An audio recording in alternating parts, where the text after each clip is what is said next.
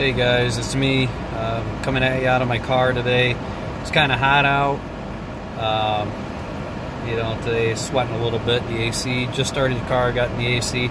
Anyway, I wanted to talk to you guys a little something about a term that I hear all the time, and that term is audiophile. A lot of people seem to throw around the term audiophile when they want to sell something for more money.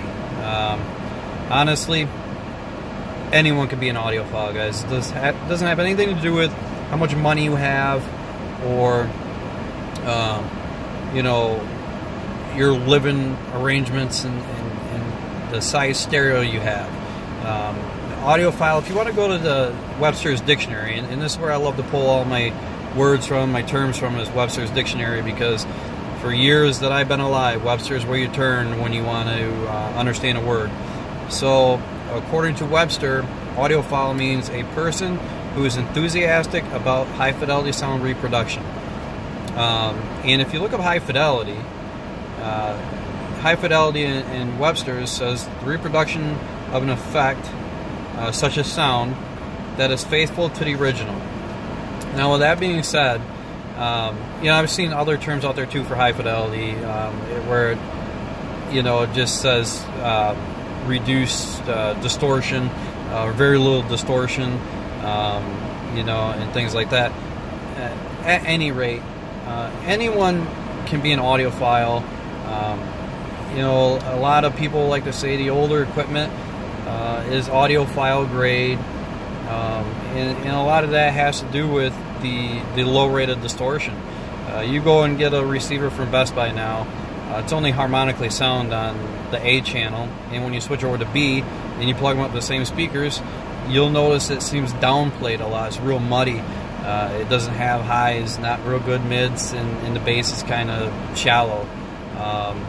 And a lot of that happens to do with a lot of people.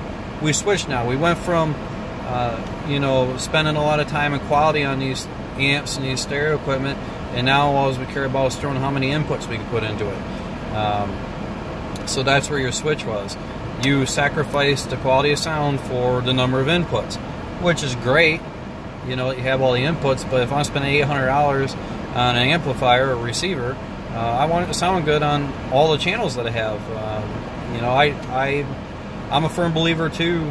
I have, as soon as my BA3000 amp gets back from the shop, I have 2 amps. I want to run 4 speakers, even though my Fisher amp will run, it's a 4-channel amp. I will not run all 4 channels and my speakers on it. I just won't do it. Part of that is because it heats it up way too quick. The hotter something gets, like electronic equipment, you shorten the lifespan of it. So, you're going to play them, you got to play them with, you got to be smart when you're playing them. But, anyway, to get back to this audiophile thing,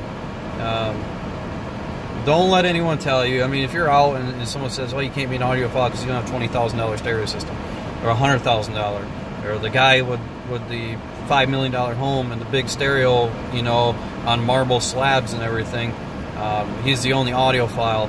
Listen, to me, that's stupid money. All right, I get it.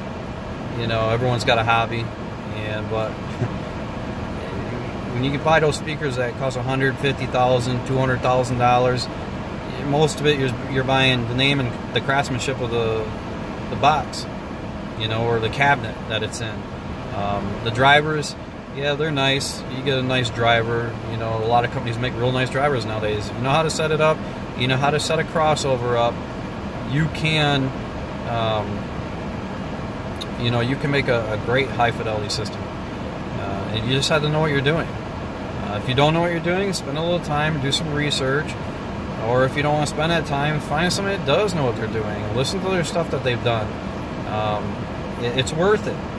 I know a lot of people throw old speakers in the trash. They're like, they're 90s models, or they're not that great.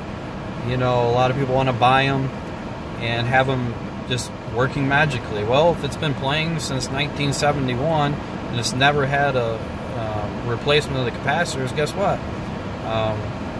It's probably going to be dragged out. I mean, it's electronic equipment, capacitors, they only last so long too. even though it's just a rolled sheet of metal, you know, with a separator in between the sheets, they still get wore out. You run current through it, it gets hot, it sits in a storage building for 10 years. All that stuff, it doesn't last, and you have to replace it. So the $50 you're going to spend replacing this stuff, or you know, the $60 in veneer sheets to redo the veneer on the boxes, it's worth it. You know, you go out and spend $1,000 on a brand new pair of speakers, and you really you settle. I see a lot of people settling. They buy something, and for one, they go to these outlandish spots. Like in my area, we don't have many stereo spots, and the ones that we do have that are good, you know, sell things like Macintosh and things like that. I love Macintosh, but I don't own one because they're too expensive. I don't see the use in the expensive equipment. But anyway, it's worth spending that time. Spend the time, fix it up, do it right. It'll pay off in the long run. Alright, I hope this video helped you guys. Good talking to you. Have a good day.